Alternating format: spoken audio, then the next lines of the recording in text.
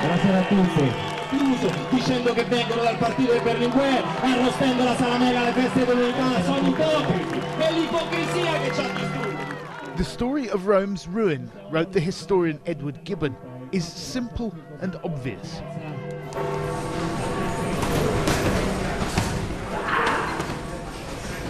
It probably didn't feel that way to live through the bruising years of its decline, when the old order was suddenly no longer set in stone.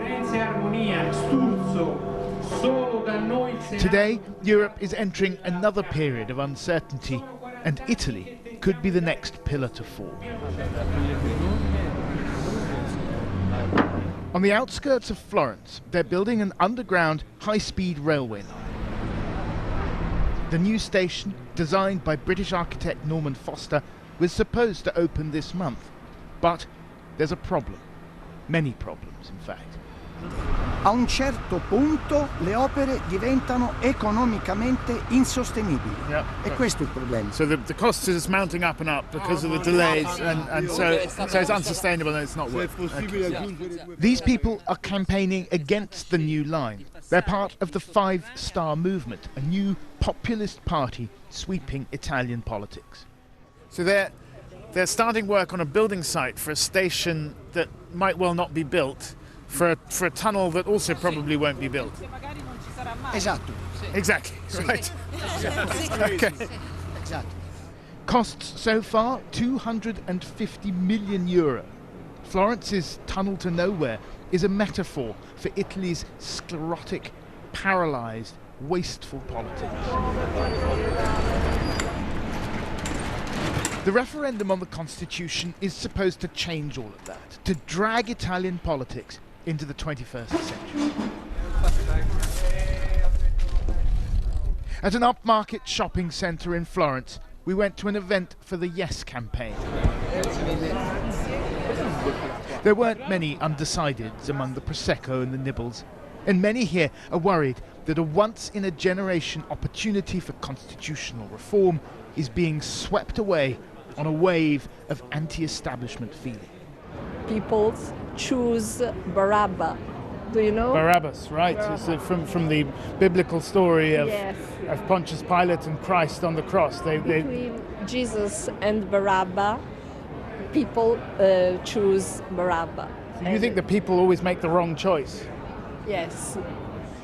The Interior Minister, no less, was on hand to enumerate the benefits of reform. A slimmed-down second chamber, more power for central government, making it easier to get things done. Do you feel like you persuaded the anti-establishment voters here today?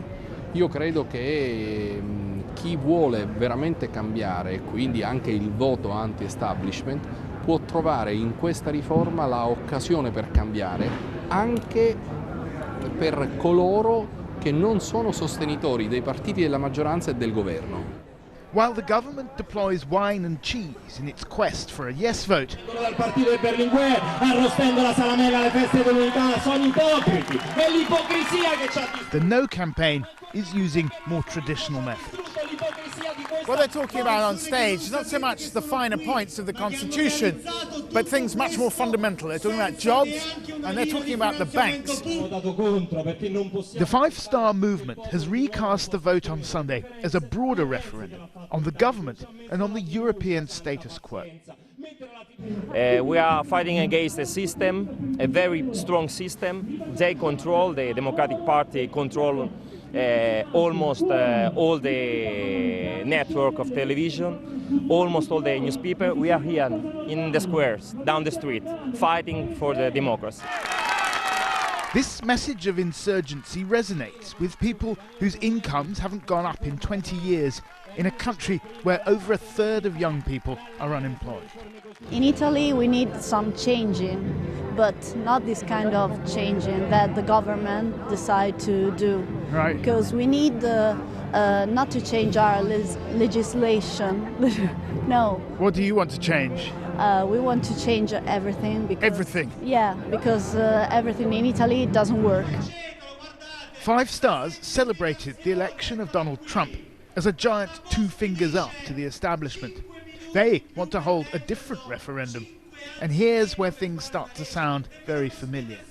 È un referendum che va a sancire quello che vuole essere il Paese Italia, se vuole essere un Paese servo dell'Europa o se vuole essere un Paese ancora sovrano. Quindi sì, è un momento fondamentale della storia italiana. Abbiamo una classe politica che si vuole consegnare mani e piedi a un'Europa, alle banche, a una finanza, e abbiamo una buona parte del popolo che vuole mantenere la propria sovranità. Politics in Italy has always been a turbulent business. Since the founding of the post-war republic, there have been more than 60 governments under 27 different prime ministers.